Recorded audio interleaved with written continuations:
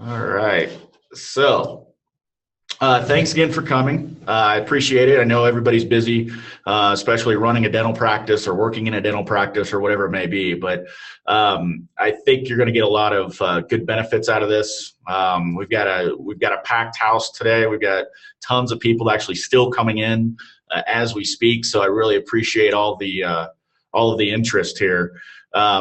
But what we really want to talk about today is, here we are, the brand new year. I can't believe we're already in February. I should have probably done this in January, but we've been a little busy as well. But what I really want to go over with you guys over the next 30, 45 minutes is going to be your 2017 internet marketing plan.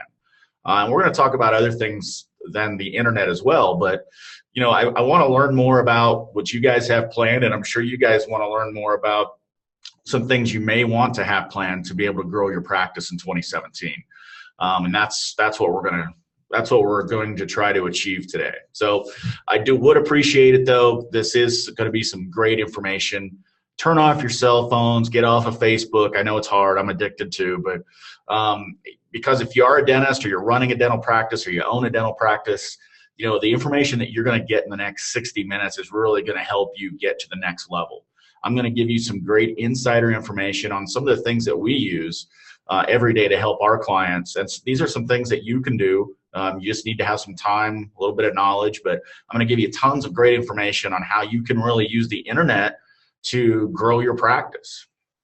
So I don't really like to brag on myself or my company, but I do feel as though we need to at least address why you should even listen to me. I'm going to give you advice on your 2017 marketing plan. Why in the world should you listen to me? Well, I'm an author. I did write the book to The Ultimate Guide to Internet Marketing for Dentists.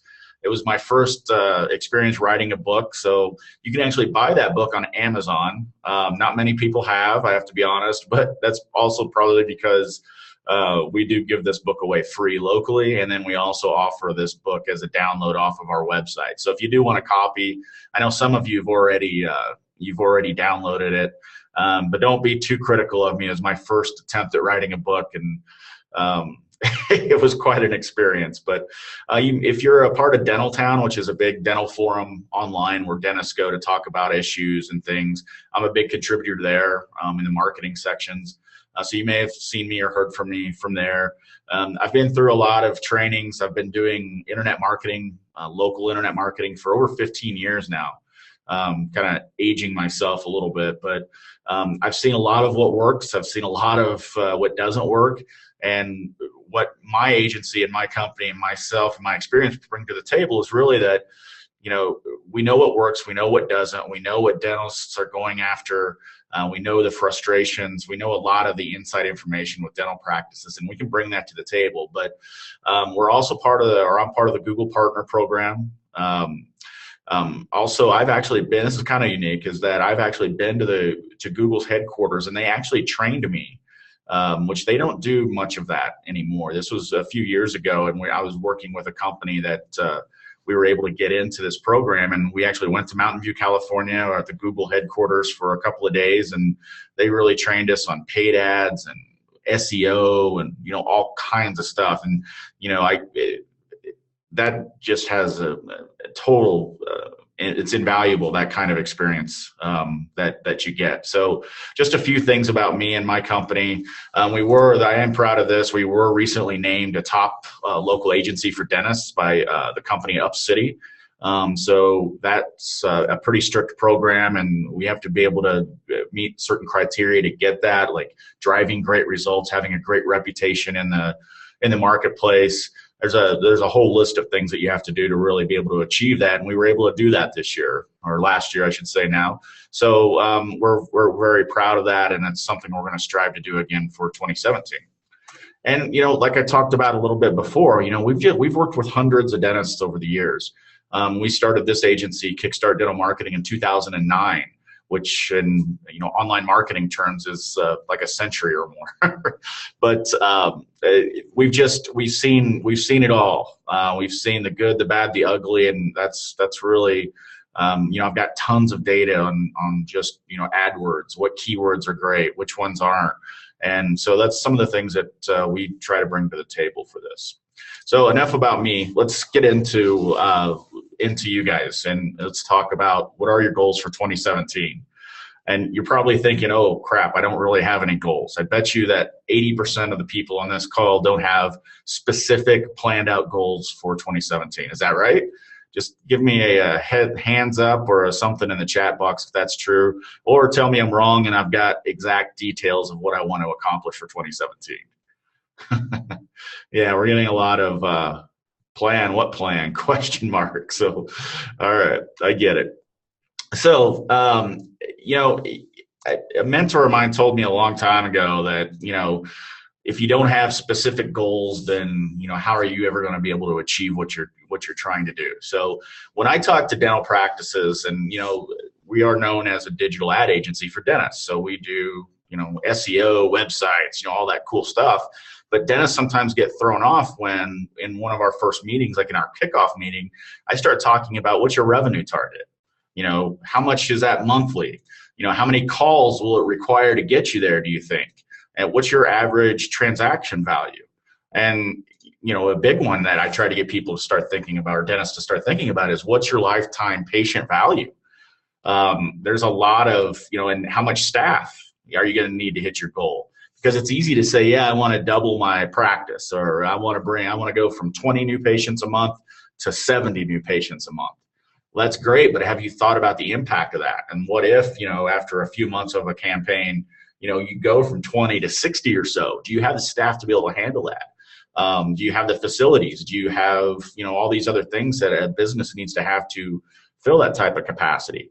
Because if you do grow, you have to grow smartly, right? Because if you all of a sudden are bringing in tons of patients and these new patients are coming in, that's awesome. But if they're not having such a great experience at your practice, then that's a problem, right? Because guess what? They're not going to come back. So that makes our job harder, because we got to constantly bring in new patients versus trying to talk them to coming back in a few months, or, you know, getting a better or bigger procedure. So dentists get thrown off a little bit when I ask these types of questions. But if we don't have this core knowledge when we start a campaign, you know, what are we really trying to go after? If we don't have these specific targets, then, you know, we're just kind of chasing things and we don't have a really good plan. So, you know, I'll ask you, you know, maybe even right now or during this, you know, write down these questions and come up with some serious answers on, you know, what you're really trying to achieve here. So some examples, you know, let's say that your revenue target's $1.5 million, right? How much is that a month? That's pretty easy math, even for somebody like me. What's your average transaction value?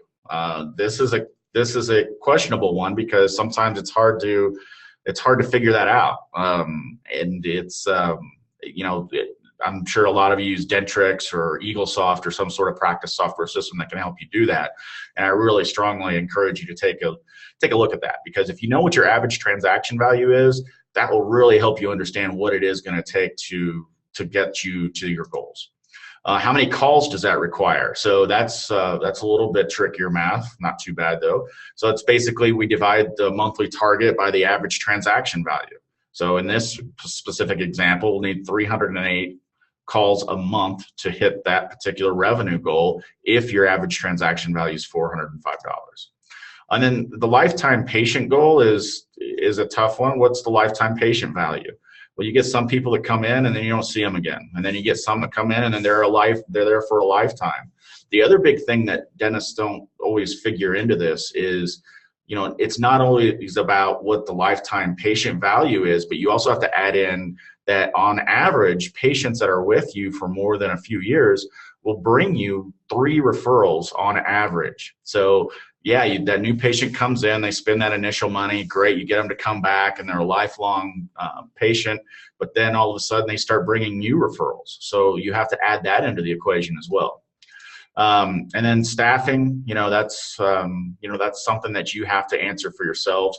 It's in my opinion that we don't work with corporate dentists at all. We're kind of anti-corporate dentistry. So I apologize if some of you guys are in the corporate world of dentistry, but we hear from dentists a lot that, you know, they're concerned about corporate dentistry and how it seems like corporate dentistry is invading them into their local markets. And, you know, I think that to to combat that, I kind of call them the Walmarts of dentistry sometimes, because it seems like they churn and burn patients, and it's all about how quick and they can get them in and out. And I think, and what I tell our clients is that how you make yourself different is make sure you take that time with your patients. Don't make them feel like they're rushed to go in and out. So when we talk about staff and facilities, you need to really factor that into the equation as well. A couple of questions regarding how many leads are you going to need. Whether you want to believe it or not, you are a salesperson, and your staff should all be salespeople. Even though you're a dentist, you really need to be able to sell and upsell. So you have to think of this as almost a salesperson, as, all right, what's this going to take? How many leads do I need? Because leads are what bring in new patients. And then we can, it's a whole nother webinar on things like how to train your front desk staff to make sure that they're, getting all the calls answered and are as accurate as they can be. But, we need to ask questions like, what's your average? So when somebody calls, how many, let's say 20 people call today, new patients, how many of those will you convert and bring into the office? And then you can multiply your call target by your conversion rate, which I'll do in this next example. But I would be willing to bet, and give me a show of hands here, how many of you know what your conversion rate is? So when people call in, 100 people call in, how many of those are you going to convert on average? How many of you know that number? 100%. Wow, that's pretty good. You're very confident, huh? Yeah, most of you don't know, and I don't blame you. I mean, you've got a lot going on, and that's a number you may not know well. But I encourage you to try to track this number down and pay attention to how your staff's answering the phone. And sometimes I encourage people to do even training. Have somebody come in and do a consult with your front desk on how to answer the phone, how to convert people. It can really make a big impact in your practice. But for this particular example, I'd say 55% of people that call in, you do convert and get into the door. You would just multiply the call target by the conversion. So in this specific example, you're going to need 477 leads a month to really get you where you need to be. So that's a lot, huh? So we talked about what is your goal for 2017. If nothing else out of this training, I want you to think about your goals for this year. Even though we're into February, you still have plenty of time. Where is it you want to go? What kind of patients do you want to see? We're going to talk a little bit more about that in a second. You just really need to get a grip on what is it you want to do in 2017. So I encourage you to really take that seriously. So we're going to talk about the fundamentals. We're going to talk about your message, your market, and your media. And so that's kind of the what, who, how, if you will, of marketing. So, but it's going to totally make sense for you as we get into this. So another kind of deer in the headlights look I get sometimes when I'm talking to dentists. I'm like, who's your ideal patient? Well, what do you mean by that? Well, who is it that you're trying to bring in the door? That's if you don't know who your ideal patient is, then you need to stop everything you're doing, because marketing isn't going to help you, because marketing is all about targeting people.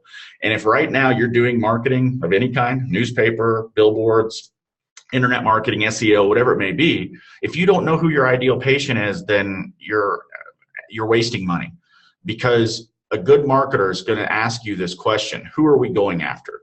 25 to 34-year-olds, females, own a house, what's that prototype? And we're going to talk a little bit more about that. But I strongly encourage you, number one, set your goals. Number two, who is it that we want to market to? Who do you want in your chair every day? Do you want the larger cosmetic procedures? Do you want just like general dentistry? Are you a pediatric dentist? That obviously makes it a little bit easier. But we really need to be able to identify who that ideal patient is. And what are you selling? People usually think I'm crazy, or dentists think I'm crazy when I ask them that question. What are you selling? And it's kind of a test question for me, because I'll ask a dentist this and I get, well, I'm a dentist. Okay, but what are you selling? Well, I'm selling teeth cleaning or teeth whitening. Or no, you're not. That's not what you're selling. And the sooner you figure this out, the better your marketing is going to be, and the better your practice is going to be. You are not selling a specific product or service. You're selling a solution to a problem. Okay, you're selling a solution to a problem. Somebody has a toothache, they want to be out of pain, right? Somebody's got bad teeth and they want to really help improve their smile. You're selling them a solution to a problem. So the sooner you can kind of get your arms around that, and you can get your whole practice understanding that, the better your marketing is going to be. And what I mean by that is when we go out, we've got our goals, we know who our ideal patient is.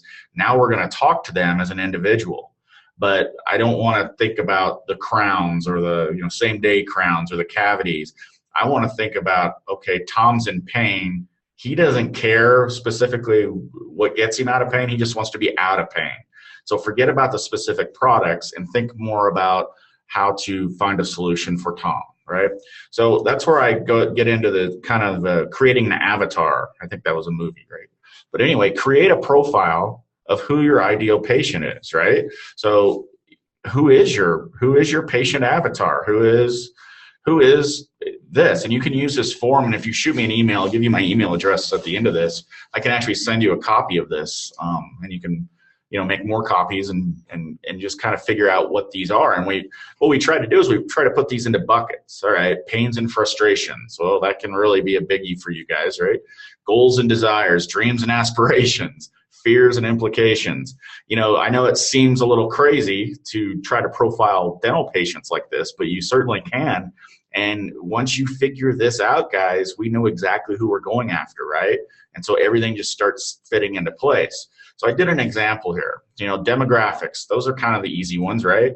You got to figure out, if you're wanting to are you part of PPO? Do you not take insurance at all?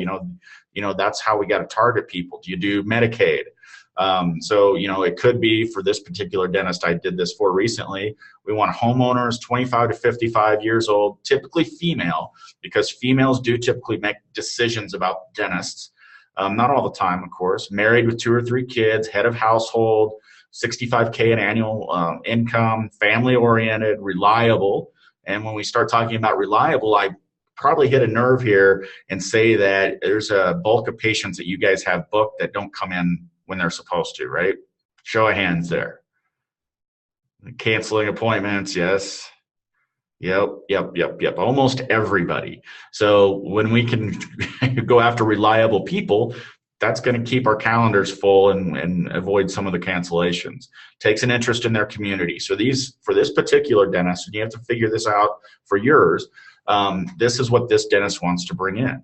And what are the pains and frustrations? Well, those are pretty simple for you guys. Dental neglect, haven't been to the dentist in years maybe. Dental pain, wants to improve their smile, too busy to deal with it, right? Not enough money or good enough insurance, maybe sleep apnea, TMJ, pediatric confusion. And what I mean about that, for you pediatric dentists out there, I'm sure this is a frustration for you in that general dentists tend to, say, yeah, we treat children. They don't say that they're pediatric dentists, but sometimes parents don't understand what the difference is between just taking your kids to a general dentist or actually going to a pediatric dentist. So that can cause some pain and frustration for everybody. Let's see here. Next slide. Fears and implications, being ripped off or overcharged, paying too much for something that they could have gotten something elsewhere. Nobody likes to go shopping around a dentist, but I can guarantee you that happens. Something goes wrong, right? We hear stories like this all the time. Being inconvenienced trying to coordinate with the dentist. He may only have a few slots available, or maybe you don't do weekends or evenings. May cause a disaster in the house. That's not really that appropriate for this one, and maybe the bill will be more than they can afford, right? So those are some of the fears and implications, certainly. Goals and desires, get out of pain, better looking smile, prevent disease, right? That's a biggie. Having the issue behind them, taking care of the family. There's a bunch of here, peace of mind, spending more time with family.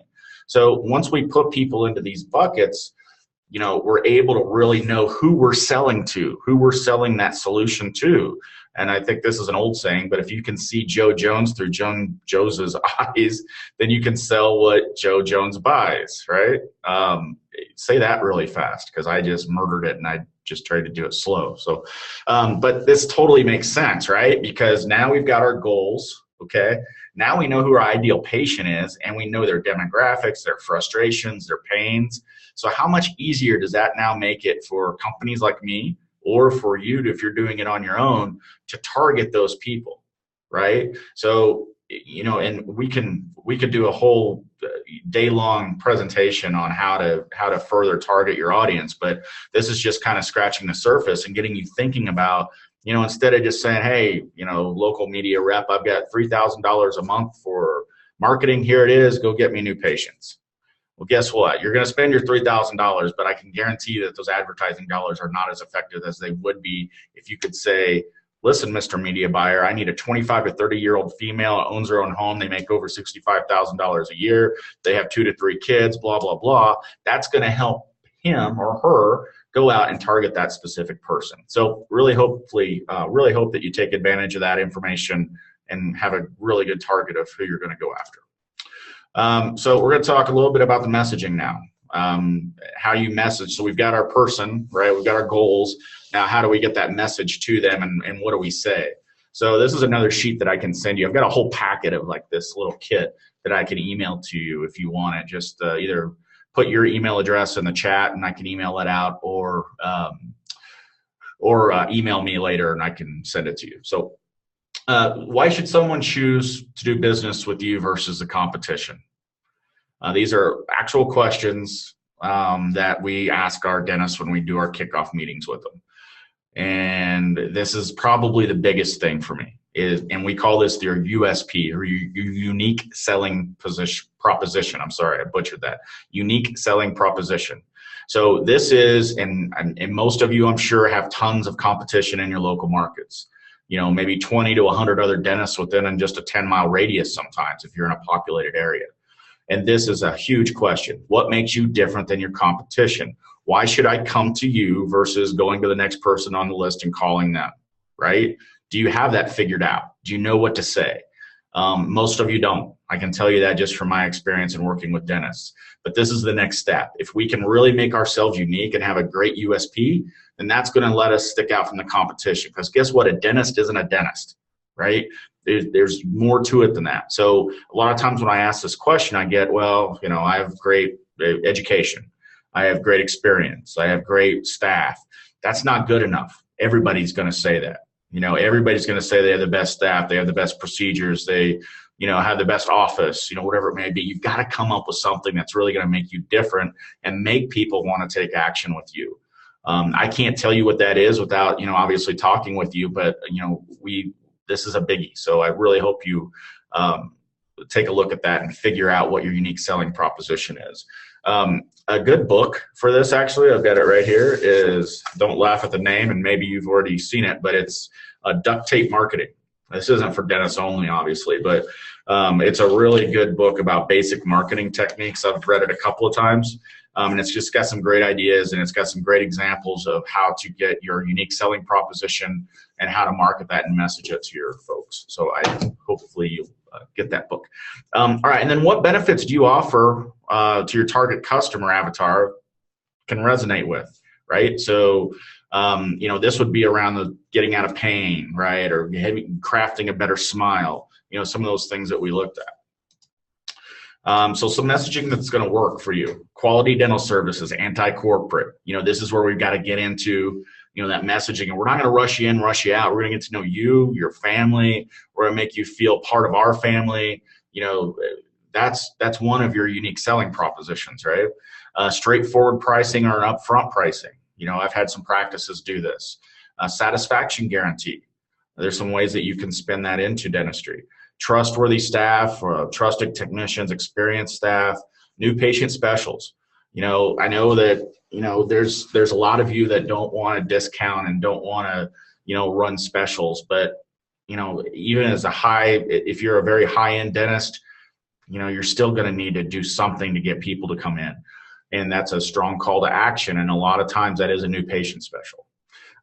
Create unique and compelling partner programs. So this is a good one too. How many of you in your practices have a marketing director or somebody that just does, kind of internal type marketing? Just give me a show of hands there. Okay, so probably about 20 5%, it looks like right now. So these are people that, you pay some money to, and they go out and they work with schools, they go to events, they really try to get your name out. Depending on what kind of dentist you are, they can go to general dentists and, try to get more referrals in, things like that. So that type of a person could be very important in your local community to get these good partner programs and, really get your name out there. Okay, so we looked at the message, right? And we've talked about, who we're going to target. We've got a plan. We've got a unique selling proposition. We've got a lot of stuff for you to think about already. But now I'm going to talk a little bit about, once you have those things in place, how do we reach those people? What specifically can we do to bring in more people from the internet or, really anywhere? So your website is a huge part of your marketing plan. We believe that, or I believe that your website is really the hub, or should be the hub, of all of your marketing activity, not just online, but offline too. So for instance, let's say you're doing newspaper ads, or you're sending out direct mail, and you're doing a billboard, whatever it may be. Well, guess what? People are going to see these advertisements, and they're typically not just going to pick up the phone and call right from that advertisement. It's just too easy for them to check you out now. So they'll go to their handheld device, their iPhones. I'm sure everybody has one of these. I want to make sure I have mine on mute. They're going to go to their tablets. They're going to go to their desktops, whatever it may be, and they're going to go see what you're all about. In fact, Nielsen came out with a study not too long ago that says, and I'm going to actually hit a little bit of this later, but they said that, I can't remember the percentage, but it was like 90% or 70%, a huge number of people actually go check you out online before they call you, even if they were referred to you from a family member or a friend. And that's huge. So your website should really be the hub of all that activity, and you should want people to come into that. And your website should be really set up as a 24/7 sales machine, if you will. So people can get information, they can take action if they need to. They can do a lot of different things with it. Here's one example.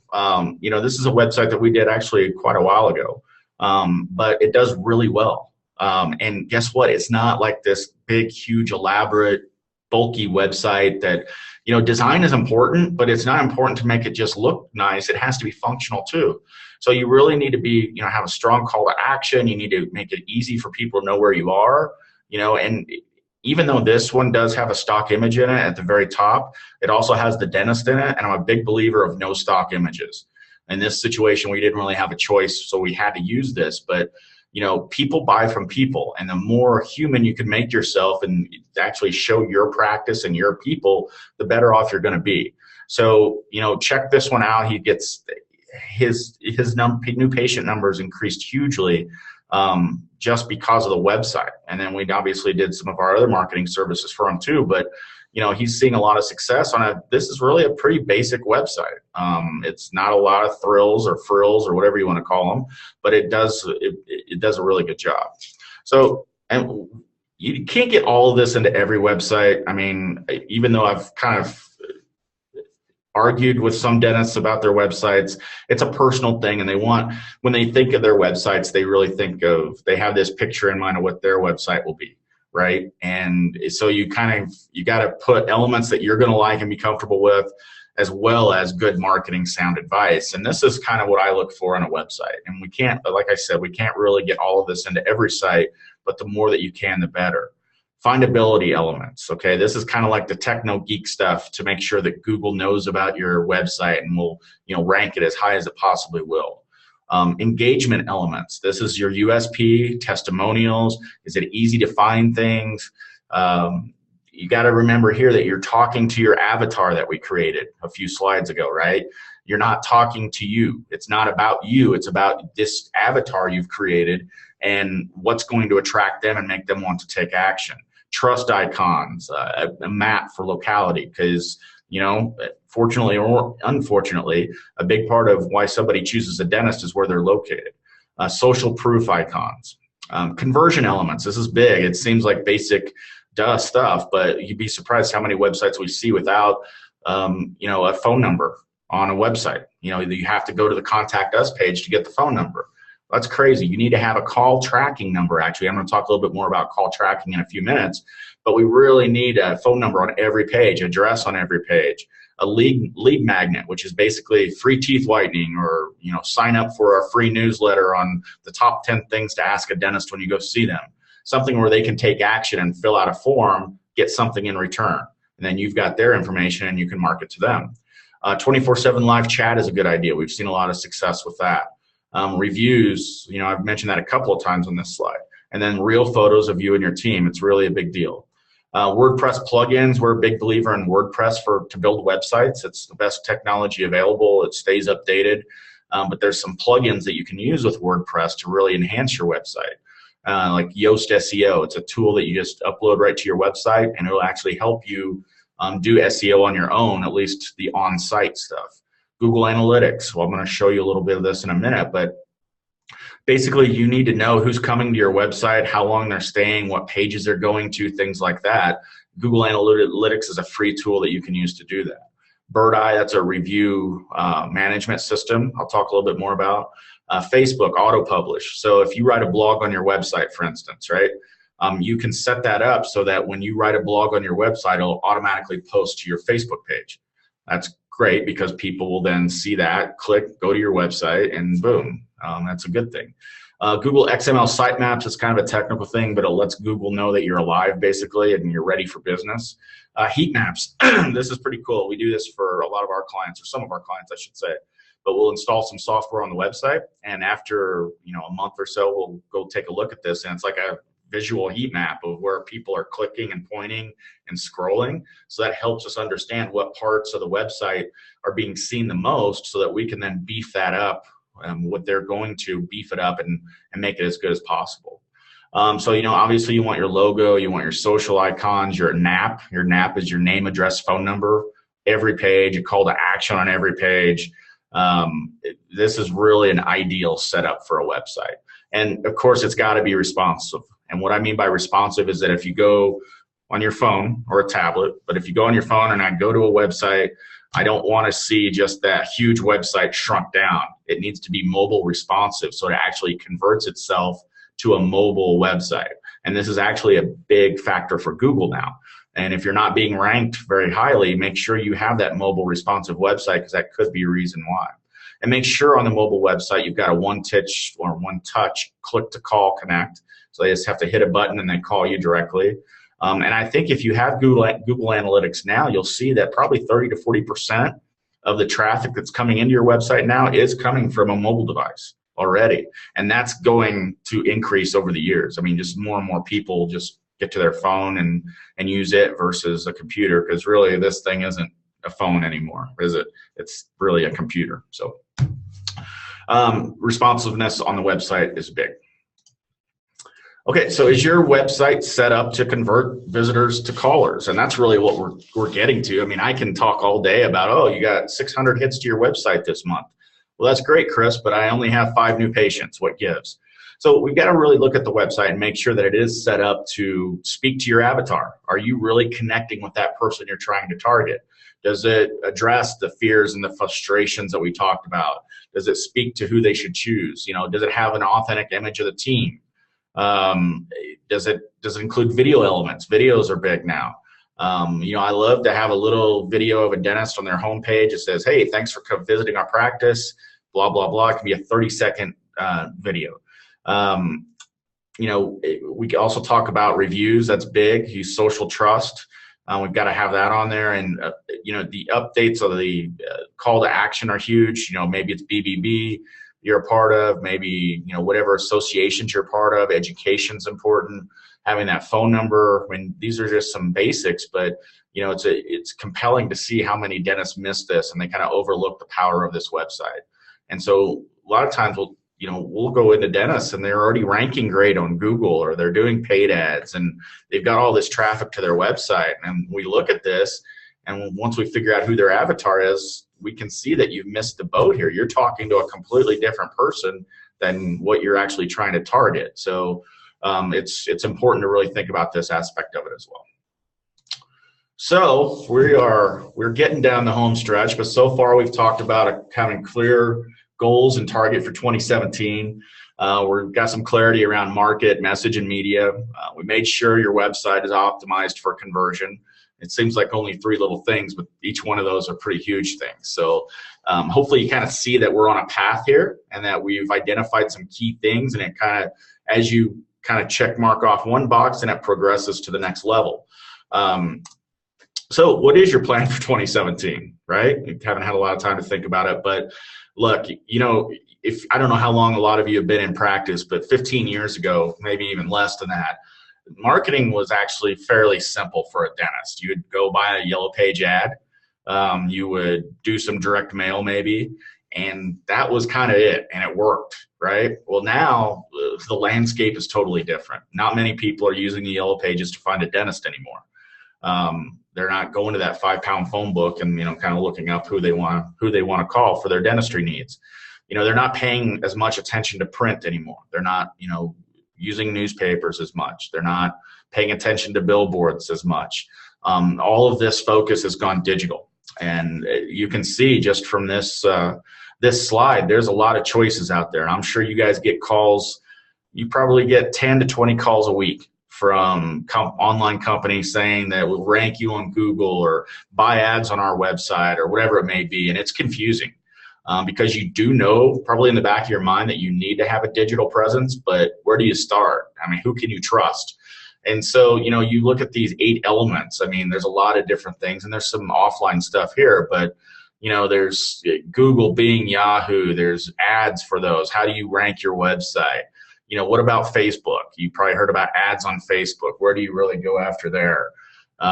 You know, there's just a lot of different stuff. So these next few slides, I'm going to try to clear the air a little bit, and I'm going to talk about some of the top things that we've seen the best results from, and it will kind of declutter a lot of the stuff that's out there. So SEO, you know, SEO is a pretty big buzzword these days for dentists, and it's essentially trying to get your website to rank on Google in the organic section. So what I'm going to do, I shouldn't do this, but I'm going to try it. I'm going to go live right now. Okay, I'm going to go pull up Google here. I'm going to do a Google search for dentist in Denver, which is where we are. And I just want to quickly go over what we're looking at here and what I'm talking about when I talk about SEO and paid ads and things like that. I know a lot of you probably already know this, but it could be a good refresher. So these top listings here, these top 4, you see the little ad symbol next to those, these are paid ads. And this is what's called Google AdWords. And in Denver, for a cosmetic dentist, for instance, these are going for about $20 a click. Essentially, you only pay when people actually click on the ad, which is nice, but it's very complex Google AdWords, and you've got to really know what you're doing, or you can spend a lot of money here and not get a lot of action out of it. So you got paid ads at the top, and there's actually paid ads at the bottom. Typically, there's 4 on top and 3 on the bottom. So those are the paid ads. We'll talk a little bit more about those later. And then we've got what I call the Google Snack Pack. This is the Google My Business section is what it's actually called. And you basically see a map, and you see 3 local dentists here, and then there is an opportunity to click more places, and then you go to a bigger map with more listings here. So it's important to be here. If you can rank here in these top 3, just that alone can grow your practice by as much as 20%, because people love these local listings because they can see your reviews, they can see your address, your phone number, your hours of operation. They can go to your website. They can even get directions all from right here. So SEO, this is one component of SEO. We have to work with your website. We have to do a lot of stuff like backlinks and things like that to get you to show up here. I mean, it's not the end of the world if you're 4th on this list, because a lot of people will go ahead and click more places and they'll see this bigger list. But, you know, if you can get on that top 3, that's a huge achievement, and it will really help drive in new patients. And then the 3rd section here is this is just what we call regular organic, and this is basically just lists of websites. So it's really broken out into ads, paid ads, the Google Snack Pack, and then regular organic listings. So when I'm talking about SEO, I'm talking about the Snack Pack and then also these organic listings in the middle. So hopefully that helps explain what I'm talking about there. Let's get back to this. So let's talk more about the snack pack. So are you optimized to rank in the Google snack pack? This is one of the things that we specialize in just because we've seen such a huge impact for our clients when they do rank here. There's literally a listing of 200 different tasks that we have to do to get people to rank here. And it can take some time. It can take a few months to achieve this, but I can tell you wholeheartedly that just ranking here will have a huge positive impact on your practice. I can't obviously go through all 200 elements of why you're ranking here or how you rank here, but your website is a biggie. You know, a lot of those things that we talked about in the previous slides about your website goes hand in hand with ranking. So, you know, if you can figure those things out, and I'm actually going to do another webinar soon just on this Google Snack Pack and some specific things that you can do to get there. But in terms of this conversation, this should be a big part of your plan for 2017. Are you active on social media? This is kind of a, I don't know why I have all this animation going on, but this is a biggie because, you know, who has time for this, right? You got Facebook, you got Twitter, you got Google Plus, you've got Flickr, YouTube, MySpace. What do you do here? All right, so here's what we do. I can tell you that, and we have success with. Here's the first big aha moment for you maybe, is that social media alone is not going to bring you in tons of new patients, okay? Don't let anybody tell you that. Just by going and creating a Facebook page and posting every once in a while on it, you're not going to get new patients from that. It's just, you may get one or two over a year, but it's not going to be the big thing. But what you can use social media for is to be top of mind with existing patients, okay? So we combine social media a lot with email marketing. I'll talk a little bit more about email marketing in a second, but we really use email to get people to follow you. And we really just focus on Facebook and Twitter. Okay, those are the two biggies. And even if you wanted to just do Facebook, that's fine too. But these are big social signals for Google. Being active in social media will help your rankings on Google as well. But Facebook is going to be the biggest one. Get your patients to follow you. And a lot of questions I get around social media is, all right, I've got a Facebook page, but what the heck am I supposed to post on it? What content am I supposed to put on there? That's a pretty common question for us. And I usually tell people nothing about yourself. I'm like, what? Well, what's the point, Chris? Well, think about your avatar again, all right? Who are we targeting, all right? You think about that first, and then you think about, okay, well, my 25 to 44-year-old female with 2.5 kids and owns their own home, what is that person interested in? And so what we try to post on behalf of our dentists are things that are going on in the community, right? Interesting facts about family life.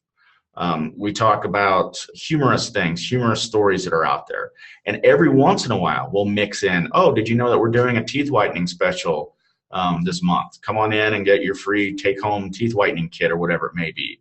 Where I see the biggest mistake being made by dentists here is that they only post about dentist stuff, or they only post about their practice. And once you do that and you're not creating compelling content that your avatar is going to want to read about, they're just going to ignore you and they're going to forget about you, and they may even unfriend you because they don't want to see that stuff. You've got to write compelling content that your avatar is actually going to want to read and want to come back and look forward to you actually doing posts. So, you know, mix it up. Do a lot of local community stuff. And when we do social media campaigns for our dentists, we make sure that they know that we want them to continue to post too. Just because we're posting doesn't mean they stop, because you're going to get great information just from being in your office. You know what's going on a daily basis. You have the pulse of your practice. So like if you do our pediatric dentists, we get them to do like moms of the month, or, you know, general dentists, we get them to do patients of the month, where they do a drawing and we get them to put that on Facebook and they post a picture of the patient of the month. And that's just something a company can't do for you because we're not there. We're going to do a lot of the heavy lifting, but we still want your interaction on social media as well. So to kind of sum that up, social media is great. Don't think you're going to just bring in tons of new patients. Use it more to bring back in your patients. Use them for referrals as well. So there's a lot you can do there. Are you taking advantage of any paid online marketing opportunities? Usually when I bring this up, almost every time response is, I've tried Google AdWords and it didn't work. Well, That's probably because you did it yourself and you tried to figure out how to do it, and you used Google's training to do it. And it's complicated. I can't tell you how complicated it is to do Google AdWords. They try to make it simple, but it is very complex. And if you don't know what you're doing, you will spend a lot of money and you won't get much out of it. Again, this is a topic all for its own webinar, and I'm going to try to do that soon as well. But you need to be taking advantage of these paid opportunities, and it's not just AdWords. Think about Yahoo and Bing. What we found in our agency is that even though Yahoo and Bing aren't as big as Google and they don't get as many searches, they still get good returns. And typically for Yahoo and Bing, we see a better conversion rate than AdWords, because the Yahoo Bingers are actually more affluent people and they have a little bit more disposable income. So that could help you. Yelp. Let me talk about Yelp. I don't like Yelp. So sorry if there's some Yelp lovers here, but I don't like Yelp's business practices. But we have done tons of Yelp paid ads, and we've tested them all over the place. And the only place that we've found them to be effective and where the dentist actually makes money off of them is in bigger metro markets. So like, for instance, here locally, we're in a suburb of Denver. We're about 20 minutes south of Denver. For the suburb communities, it doesn't work at all. They lose money almost every time for Yelp paid ads. But when we go into downtown Denver, in the downtown area, we do see an ROI on those. And they're just better known. These are the kind of the urbanites that, use Yelp, is typically that profile. So if you're looking at Yelp, I would look at it only if you're in a major metro market. And then retargeting. This is really cool stuff, but it's also really scary kind of big brother stuff. Have you ever been, like, if you're going to look for a hotel in Las Vegas, for instance, and you go to the MGM or whatever, you go to their website, and then it's weird because you leave their website and then you go to Facebook or some other website, and all of a sudden you start seeing ads from the MGM, the website you were just on, right? Well, that's retargeting. And what's happening there is that when you go to their website, they're actually putting a little pixel on your computer so that they know that you've been to their website, and then when you leave, they can serve banner ads to you on other online properties like Facebook or other Google partners, things like that. Well, guess what? That's very effective for dentists as well, because we do these all the time, and we find that when somebody goes to a dentist website, oftentimes they don't take action the first time they go. It's usually when they leave and they wind up coming back, then they kind of take action. Well, retargeting, we can then target the people that we know that have been to your website and say, hey, don't forget about us, remember why you were there. And we get a lot of people that do come back through those ads and wind up becoming a new patient. So I think paid online marketing opportunities are important for 2017, should be part of your marketing plan. I don't think you should have to break the budget or break the bank to do this. Just make sure you know what you're doing, kind of dip your toes in it, get somebody to help you with it perhaps, and definitely do retargeting. So that would be my recommendations for paid advertising opportunities. So how do you look out there to online or to potential new patients? So I told you about the Nielsen study where people actually go online to check you out even if they're referred from a family member or a friend, right? Well, this happens all the time. So, maybe they've checked you out online, and this is an example of Aspen Springs Dental.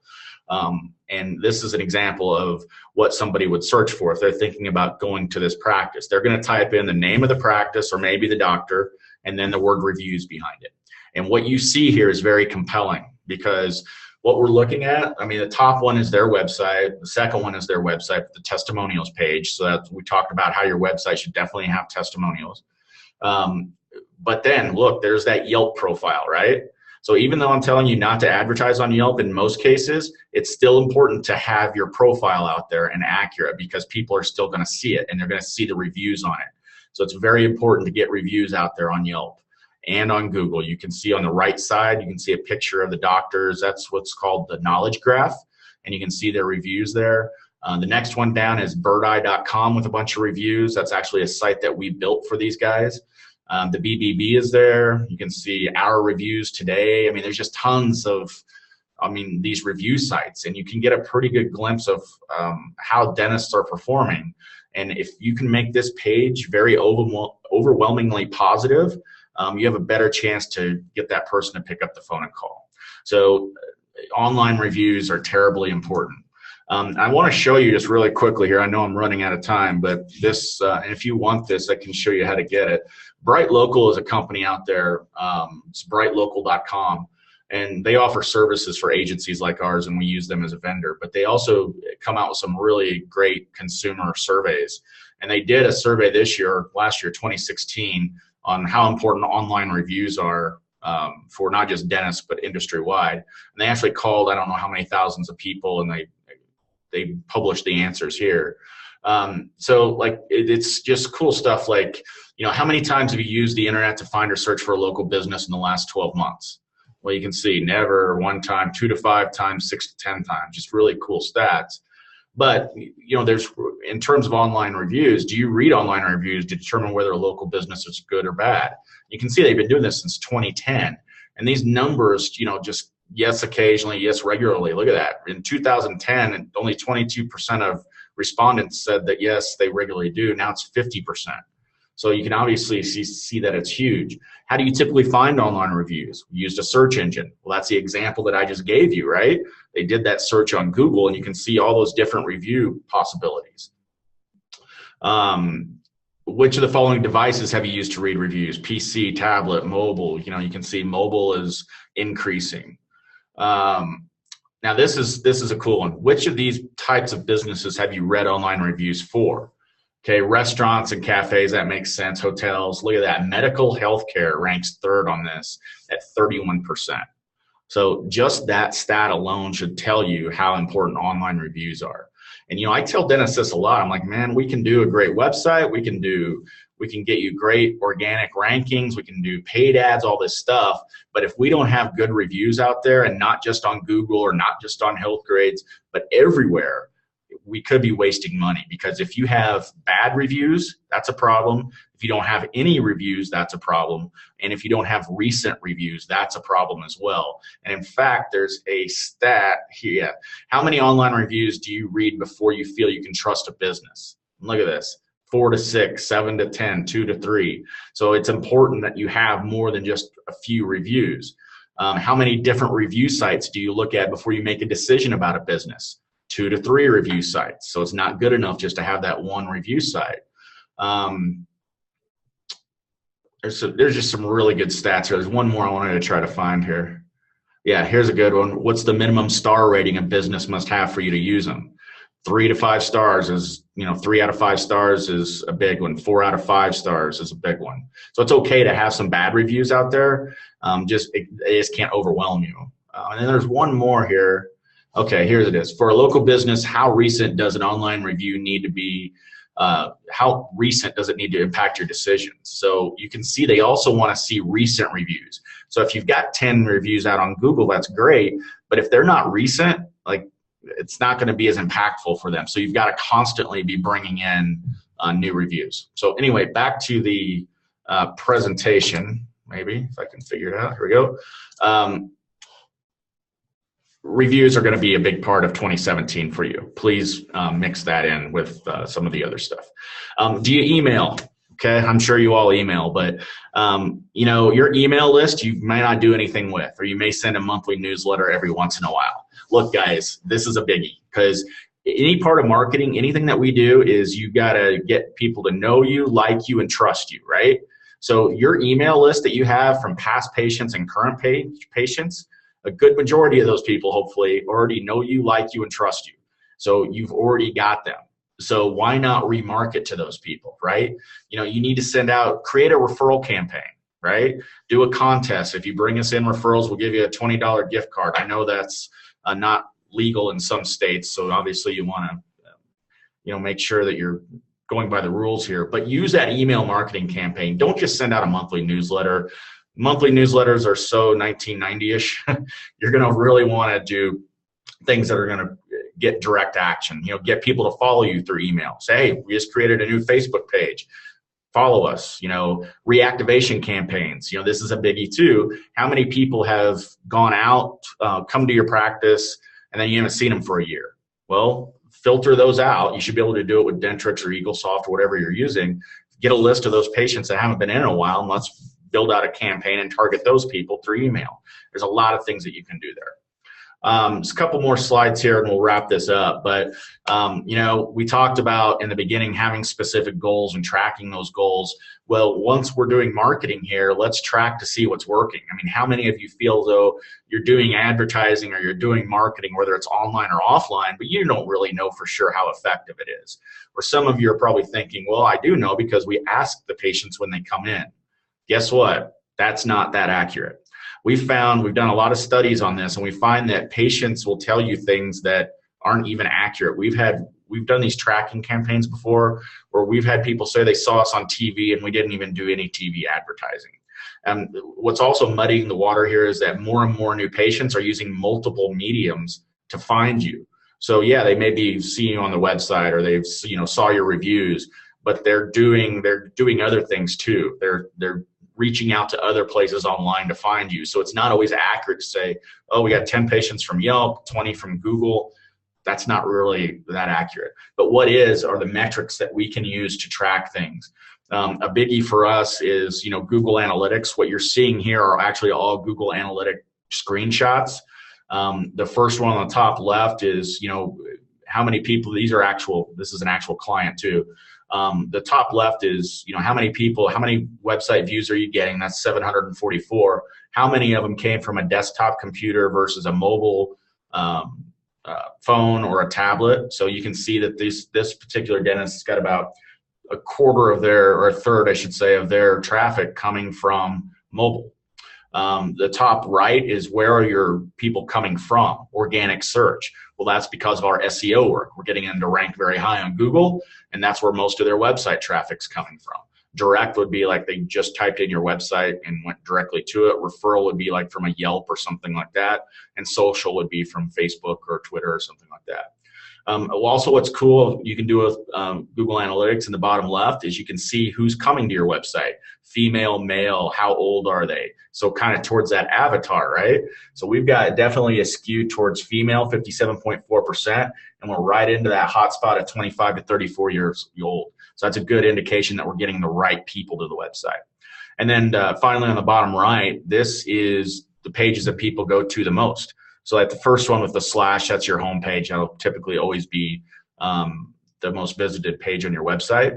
But also what I like to see here as number 2 is the contact us page. So that means that this website is driving them to take action and want to see more about taking action and coming into the practice. And then finally on call tracking here, or finally on tracking, is we use call tracking in almost every case. And this does a couple of things for you. You'll see how many phone calls are coming in from our campaigns, but you also get to see where specifically to the internet they're coming from. So you can see the website generated 872 calls. Google Organic, Google Organic, 180 calls, Yahoo, Direct. So we're actually able, some technology did tell you, not only did we generate these calls, but this is specifically from the internet that they came from. And you can actually listen to these calls too. And it can help you really coach your front desk and make sure you really understand how they're answering the phones and are they doing as good a job as they possibly can to convert those patients. So there's a couple of really good reasons here to use call tracking. All right, so I'm a little bit over time here, but we're gonna wrap this up. I appreciate you. It looks here, I've got some metrics here, but it looks like almost 90% of you have stayed through the whole thing. So that's really good for me. You know me with my tracking stuff, but I want to wrap it up. Thank you again. I'll be letting you guys know when we're going to do another one of these. Typically what we'll do now is after we kind of gone over the 2017 marketing plan, then we'll start talking about specifics. So I'll do a webinar maybe on Google Analytics, one on Google Paid Ads, things like that. So keep in touch for that, but also wanted to throw a freebie out there for you. If you feel as though you need some help and this webinar didn't get you, we just kind of scratched the surface here. If you want a more detailed plan overview, I'm willing to do that for you absolutely for free. I'll take a look at what you've got going on now, give you some ideas, and customize those for you. So if you want that, I'm more than happy to do it. Just shoot me an email. That's my email address, Chris, CHRS, @kickstartdental.com, or just pick up the phone and call me. If I'm not available, just leave me a message. but we can get that set up. Usually takes about 30 minutes. I just ask for some information beforehand, and I can really dive in then and do a detailed analysis. And obviously, I'm not doing all this just because I'm a great guy, which I am, but there's something in it for me too. If there's a lot of times when we do these, dentists are like, you know what, I don't have the time or the capacity to do this, and hopefully that happens sometimes, and then somebody actually wants to hire our company to help them out with that. So that's obviously the ultimate goal for us. But if nothing else, you'll get a really good idea of where you are now and where you need to be to try to get you to the next level. But anyway, I'm going to wrap up now. Really appreciate it again, guys. And if you need some help, just let us know. Thanks.